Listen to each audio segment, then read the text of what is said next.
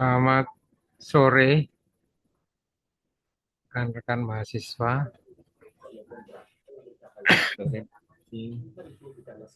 Semoga bisa mendengar suara saya ya.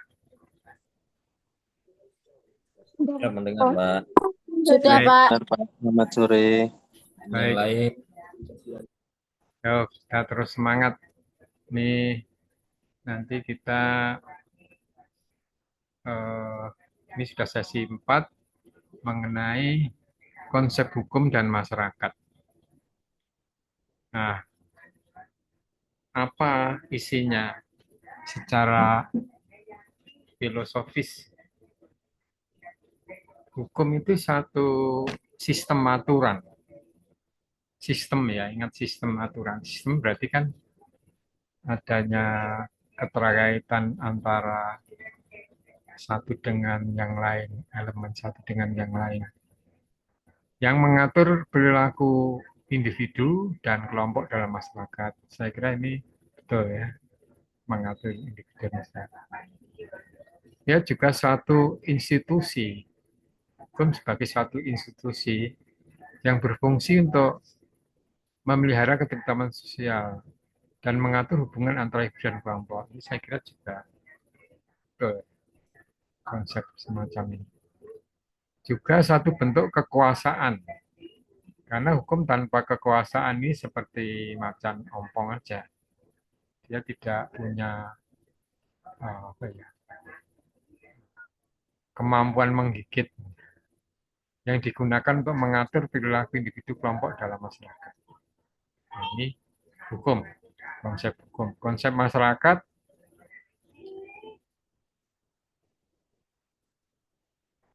satu kelompok individu yang hidup bersama, dibatasi oleh wilayah tertentu secara geografis, kemudian tentu memiliki kepentingan dan nilai-nilai yang sama di masyarakat yang bersangkutan. Juga masyarakat itu suatu sistem sosial yang terdiri dari individu-individu yang berinteraksi, berinteraksi satu sama lain.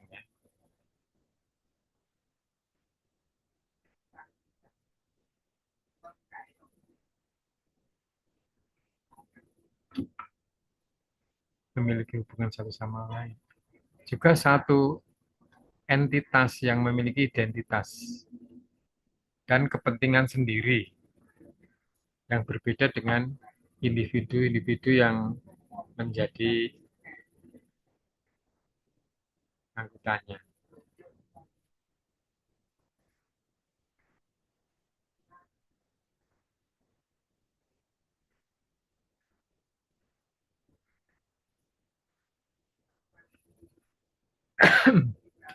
Ini hukum dan masyarakat. Kemudian sekarang dihubungkan ya antara hukum dan masyarakat.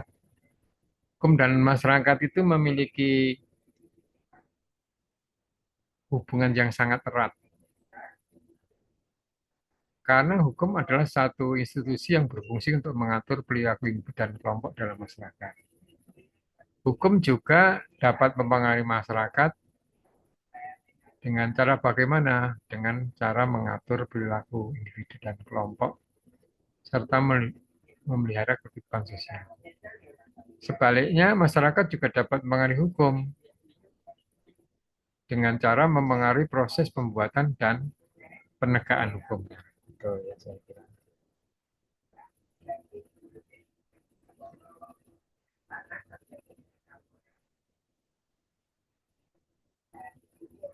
Jadi poin-poinnya kan ada hukum seperti apa, masyarakat seperti apa, dan hukum dan masyarakat saling punya hubungan. Nah, ada beberapa aspek hubungan itu diberikan dengan teori, teori, teori konsensus misalnya. Hukum adalah satu refleksi dari nilai-nilai dan kepentingan masyarakat. Jadi ada satu konsensus dalam masyarakat.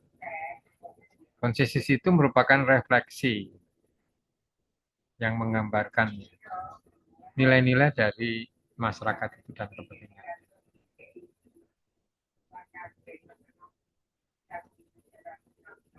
Kemudian kalau teori konflik, hukum justru digunakan sebagai alat untuk mempertahankan kekuasaan kelompok yang berkuasa, mempertahankan kepentingan mereka. Nah, ini teori konflik. Jadi bukan kalau konsensus kan lebih ada satu kesatuan. Kalau konflik ini kan ada pemisahan. Kemudian teori interaksi, hukum dan masyarakat memiliki hubungan yang dinamis dan saling mempengaruhi. Interaksi itu kan hubungan.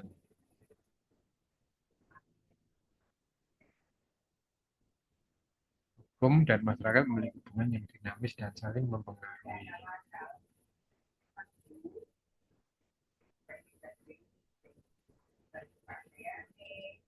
Kemudian sekarang hubungan antara hukum dan masyarakat. Ini ada 4 poin.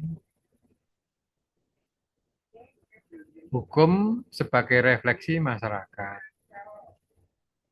yaitu refleksi dari nilai-nilai, norma, dan kepentingan masyarakat. Jadi hukumnya seperti apa kira-kira ya. Nilai-nilai masyarakatnya ya seperti apa sesuai dengan hukum yang dihasilkan. Ini hubungan hukum dan masyarakat. Sehingga hukum itu mampu mengatur perilaku individu dan kelompok yang ada dalam masyarakat. Kemudian kalau hukum sebagai alat kontrol sosial, hukum digunakan untuk mengontrol sosial. Hukum dapat memberikan sanksi bagi mereka yang melanggar aturan. Jadi salah satu lah mungkin ya kontrol sosial itu adalah hukum. Di mana hukum ini bisa memberikan sanksi sehingga kalau ada anggota masyarakat yang melanggar dari konsensus masyarakat di situ, maka dia harus diberikan sanksi untuk menertibkan kembali. Kemudian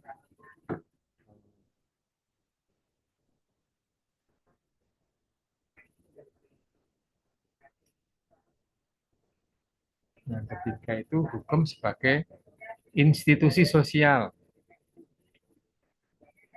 Hukum berfungsi untuk mengatur perilaku dan memberikan kerangka kerja bagi interaksi sosial. Ya. Institusi sosial ini kan akan berfungsi kalau dia bisa mengatur perilaku dan memberikan kerangka kerja untuk interaksi antar anggota masyarakat, interaksi sosial. Ya. Kemudian yang keempat, hubungan antara hukum dan masyarakat itu dinamis, dinamis dan saling mempengaruhi, tidak statis ya. Lawan dari dinamis kan statis. Nah, tadi juga sudah dalam diskusi sudah dikatakan ini kan bergerak hidup. Apa yang keadaan sekarang bisa berubah dinamis. Walaupun tidak bisa diberikan jangka waktu. Kita bisa merencanakan jangka waktu, tetapi nanti prakteknya bagaimana.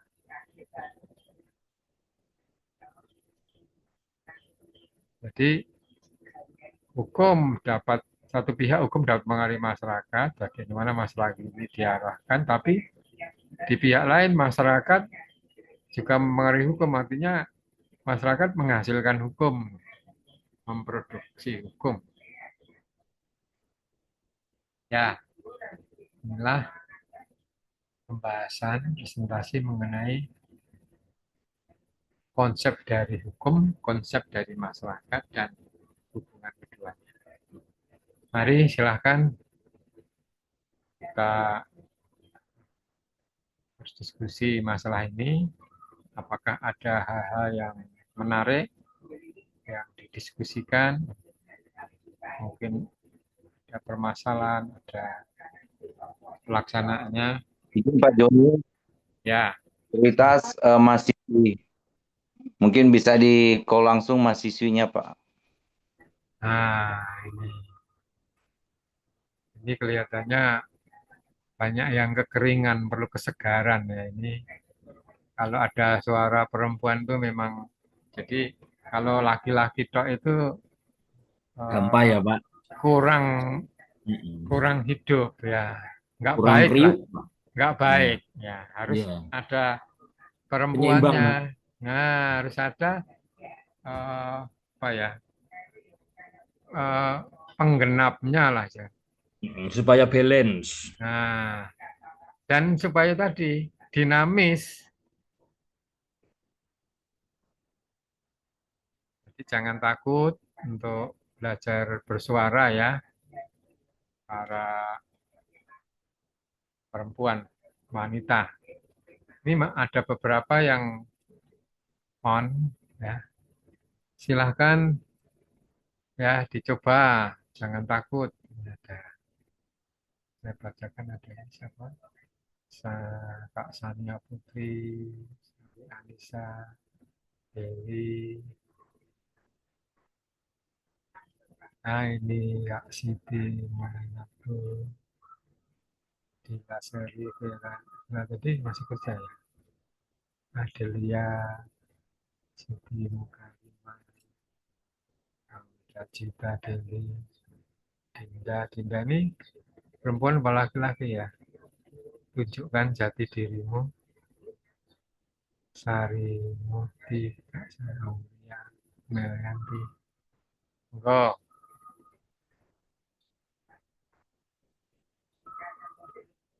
jangan minder loh dengan pendapat yang kaum laki-laki tadi. Nah, mungkin perlu sentuhan kasih ya, perlu sentuhan perempuan. Ya.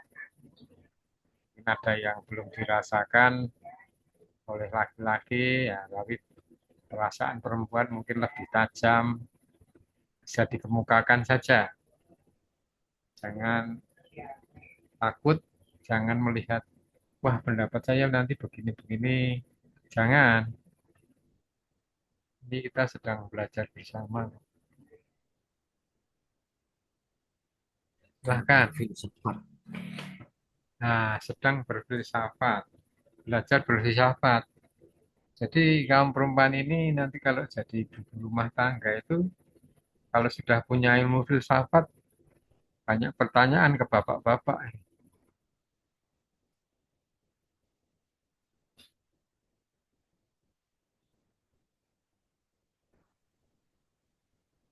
Baik, Pak izin Pak, Ya, silahkan. karena belum ada, jadi mungkin Nah, kita eh, bahas sedikit yang sedang viral saat ini. Saya tertarik tadi di poin hubungan antara hukum dan masyarakat, tentang poin keempat, yaitu hubungan dinamis antara hukum dan masyarakat. Dinamis dan saling mempengaruhi, hukum dapat mempengaruhi masyarakat, namun masyarakat juga dapat mempengaruhi hukum. Nah, kalau kita lihat kasus yang viral sekarang, tentang apa itu, Nabila O'Brien, pemilik restoran Bibi Kelinci di Kemang, Jakarta Selatan, yang tiba-tiba dijadikan tersangka. Padahal kan kalau kita lihat dari kronologisnya bahwa pasangan suami istri yang melaporkan dia itu tidak bayar, mengambil makanan dan tidak bayar. Tapi salahnya dia tuh ya nggak, saya tidak bilang salah sih, mungkin kekeliruan atau bagaimana gitu. Dia memposting sehingga kedua orang tersebut atau sepasang suami istri tersebut melaporkan balik nih si apa nih Nabila Obrani, yang kemungkinan kemungkinan minggu depan itu akan dipanggil oleh anggota DPR untuk dimintai keterangan. Nah, dalam hal ini, hukum dinamis ini, hukum dapat mempengaruhi masyarakat. Ini saya berpikirnya, kalau hal-hal seperti ini terjadi terus, berarti jangan-jangan nanti bahwa fakta yang di lapangan bisa terputar balikkan terus gitu loh Pak. Maksudnya seperti ini aja. Dia ini sebenarnya benar, cuman gara-gara ada undang-undang lain atau tumpang tindih dengan undang-undang ITE sehingga menjadi tersangka. Jadi lama-lama nanti saya khawatirnya apa? Ketika ada seseorang membuat kriminal kepada kita atau tindakan pidana kepada kita, kita takut bersuara. Padahal ini orang sebenarnya sudah melaporkan juga, cuman mungkin belum berjalan dalam penyelidikannya, sehingga dia mungkin tidak sabar atau bagaimana gitu, sehingga melaporkan, membuat postingan yang kemudian viral dan suami tersebut melaporkan dia kembali. Jadi mungkin eh apa ya? Perlu juga mungkin disampaikan atau dibuat apalah gitu, mungkin tulisan-tulisan dari mungkin rekan-rekan akademisi yang lain, diperbanyak mungkin karena wilayahnya tadi seperti Pak Karmen tadi, diposting mungkin di mana gitu, bahwa ya jangan pula dikit-dikit nanti eh, korban menjadi tersangka hanya karena undang-undang yang tumbang tindih. Dan masyarakat pun kalau kalau menurut saya pribadi sih ya, dalam hal ini si O'Brien ini ya tidak salah. Wong dia yang jual makanan, makanannya dibawa, ya orangnya nggak bayar ya wajar lah dia minta ditagih. Nah, kalau menurut senior saya yang lain, rekan-rekan yang lain, mungkin bisa memberikan tanggapan bagaimana tentang tanggapannya tentang kasus ini. Terima kasih. Ya, silahkan, ini sudah ada pancingan loh. Ini Yang 3 strike, Pak. masih tawaran kepada kaum perempuan masih berlaku. Siapa yang mau mulai? Kalau Anda sebagai pemilik restoran misalnya, sebagaimana? Kalau Anda sebagai konsumennya, bagaimana? Boleh, cuman pendapat. Iya, ini yang jawab harusnya dari mahasiswi ini, cocok ini, Pak. Saya mengarap. Ya, boleh. Ya, silahkan. Kalau dari yang tadi saya dengar, kan dari yang kita belajar mulai dari ilmu negara kan ilmu teknologi ya. Ya. Kan dari semester 1 itu kita sudah ada yang namanya ilmu teknologi, itu kan kita sudah belajar tentang bagaimana cara menggunakan sosial media yang benar. Jadi menurut saya itu seharusnya sebagai pemilik restoran pintar-pintar dalam menggunakan sosial media. Bukan berarti yang tadi sudah dibahas dari awal yang katanya viral, mau justice ya. Cuman menurut saya itu kan setiap perbuatan itu ada konsekuensi. Mau baik itu mau viralin orang, apalagi kamu viralin itu kan lewat media sosial ya. Walaupun tindakannya itu mungkin salah, dari awalnya itu mungkin pembelinya itu yang salah. Cuma karena dia memposting di sosial media, akhirnya dia jadi tersangka. Karena di sini dia sudah memviralkan ya. Artinya berarti semua masyarakat Indonesia itu bisa melihat. Ya, wong aku wingi pesen ya jam 10 esok loh, Pak. Bisa melihat apa namanya? Mungkin aku nganu dikit kedua pelaku ini mungkin tidak menerima karena dia sudah diviralin. Jadi menurut aku itu kita harus pintar-pintar dalam mengelola sosial media kita itu loh. Walaupun setiap kali kalau sesuatu terjadi itu perlu diviralin, tapi kan semua kasus tidak perlu harus diviralkan gitu loh. Jadi mungkin kalau seperti ini kan intinya ada buktinya, ada CCTV-nya, sisa serahin aja ke polisi. Bukan berarti menyalahkan si pemilik, cuman cara dia melakukannya pun atau menanggapi masalahnya dia ini pun sebenarnya salah gitu loh. Makanya dia itu jadi tersangka kembali. Tidak membenarkan loh ya, saya tidak membenarkan perbuatan pelaku. Cuma bisa si pemilik toko ini juga salah karena memviralkan. Jadi menurut aku yang harus bijak dalam mengambil keputusan itu adalah penegak hukum. Karena dari penegak hukum ini kedua belah pihak ini sama-sama salah. Yang satu memviralkan, yang satunya juga nggak bayar ya makanannya. Jadi kalau menurut aku penegak hukum itu harus lebih bijak dalam mengambil keputusan. Makasih. Ya, terima kasih. Kurang lebihnya begitu. Ya, tepuk tangan ya. Tepuk tangan masing-masing dulu. Nah, ini sudah ada kaum perempuan yang muncul. Masih dibuka, silahkan disusul. Yang lain boleh.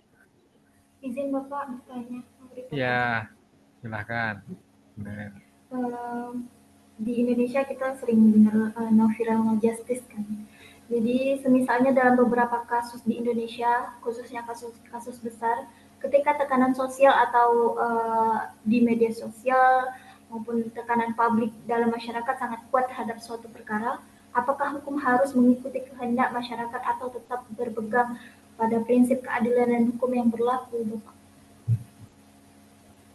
Ya, itu suatu permasalahan baru ya yang dikemukakan.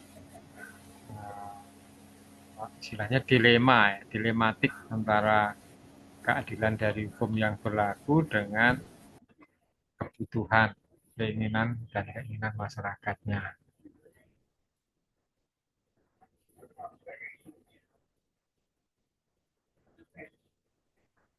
Baik, terima kasih Pak. Izin Pak, saya menambahkan sedikit informasinya. Kenapa kasus ini sebenarnya menjadi viral adalah ketika sang yang punya restoran ini melaporkan para apa ini ya bukan tersangka lah, saksi lah mungkin, itu ke polsek kalau tidak salah, itu mungkin eh, kurang gimana ya, mungkin kurang puas atau bagaimana begitu, karena mungkin agak lama gimana, sehingga yang dua orang ini tidak ditetapkan sebagai tersangka. Intinya belum ada pemeriksaan. Sedangkan yang membuat kasus ini viral ialah, namun ketika dia setelah memposting kedua orang tersebut atau suami tersebut viral dan suami istri tersebut membuat laporan ke Baris Kim pada saat itu, nah dalam proses ini kok bisa tiba-tiba cepat begitu loh Pak. Dan lebih lagi adalah kedua orang tersebut meminta meminta uang damai atau gimana lah begitu mungkin, yaitu menuntut pemilik resto tersebut dengan uang 1 miliar begitu. Seandainya ini diproses lebih cepat dari awal, ya saya yakin tidak akan viral. Dalam hal ini kan DPR RI sudah beri keterangan bahwa kalau tidak salah minggu depan itu akan dipanggil. Berarti kan ada suatu kejanggalan di situ, Pak. Demikian, terima kasih. Ya, ya. Ya makanya kan dari tadi kan kita bilang penegak hukum itu yang seharusnya itu mengambil keputusan secara tegas. Kalau dari penegak hukum saja tidak tegas, bagaimana dengan hukum yang berjalan nanti? Sedangkan yang penegaknya saja masih dibilang dengan kata yang sehari-hari bilang lembek ya. Tidak bisa tegak ya Mbak ya. Berarti gini Pak, kesimpulannya dari tadi hukumnya kurang agak tegas apa kurang keadilan gitu loh Pak. Aparatnya mungkin. Menurut aku hukum Indonesia itu hukum Indonesia itu sudah betul sesuai, cuman penegaknya itu yang bermasalah. Artinya harus Yang Lebih aparatnya itu loh Pak, ditegaskan ya, masih kurang mungkin ya. diiming-iming Lebih orang tuh masih ditegaskan. kurang itu loh. Ya, ya. Masih banyak di Indonesia, bukan di negara lain masih banyak Pak. Kasus-kasus besar itu masih diiming-iming kayak gitu loh. Ya itu. Karena itu tantangannya hukum kan macam-macam aspek apa yang mempengaruhi penegakan hukum ya. Orang masyarakatnya, ya masyarakat salah satunya masyarakat tidak hanya penegak hukum. Makanya tadi harusnya kalau apa ya ada undang-undang itu perlunya undang-undang saya kira mengatur berapa lama ya penyelidik atau penyidik itu segera menanggapi itu harus diatur sehingga nanti aparat penegak hukum dibatasi oleh undang-undang dalam merespon waktunya itu tidak